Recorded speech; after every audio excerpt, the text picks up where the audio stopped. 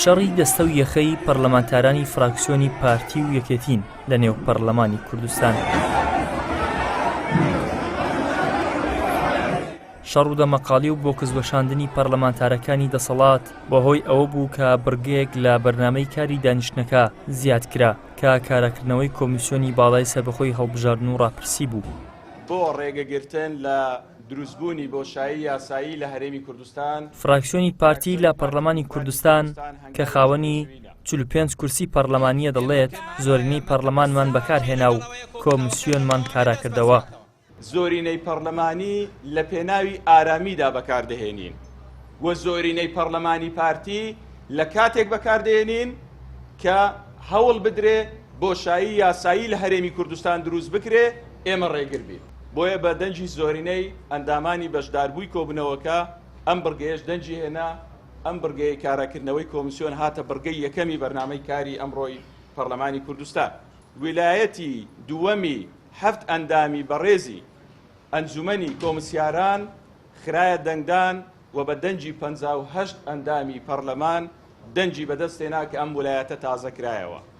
بۆ کارێک کە ناپەیڕەویە کرێ لە پەرلەمانی کوردستان، لای خۆشیەوە سەرۆکی فراکسیۆنی یەکێتی لە پەرلەمانی کوردستان کە بەهۆی شەڕ و دەمەقاڵەکانەوە سەری شکابوو دەڵێت ئەو دەنگانەی کە باز لە دەنگدان بۆ کۆمیسیۆن دەکەن ئەو دەنگانە ڕیکۆرد کرابوون و پێشتر ئامادەکاری کرابوو کە بە هەر جۆرێک بێت ئەو بڕگەیە تێبپەڕێنرێت. هەر کاتێکە گەینە ئەوەی نزیک بینەوە لە یەک و بەرەوە بڕۆین کە ومێدێک دروست بێ بۆ ئەوەی ئاشتەوایەکی نیشتیمانی لە نێوان هێزەکانە دروست بێ.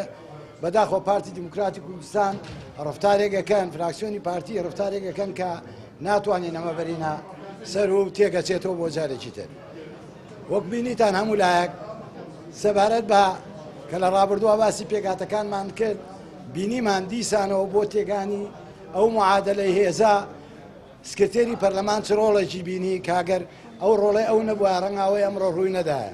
ئەو دەنگانەش کە 20 ئەو دەنگانە ڕیکۆرد کراوە هیچ پێش جەلسە بووە، هی ناو جەلسە نەبووە، چکە ناو جەلسە ئێوە بەشێکتان ئاگادارن کە بە هیچ شێوەیەک هیچ قسەیە نەکراوە هیچ شتێک لەبێ.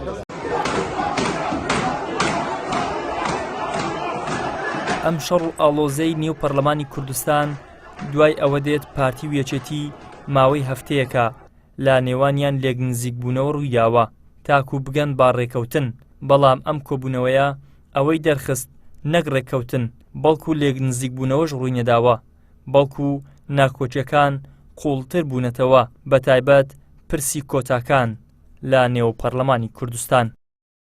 ئیدریس محەممەد، کەناڵی ئاسمانی پەیام، هەولێر.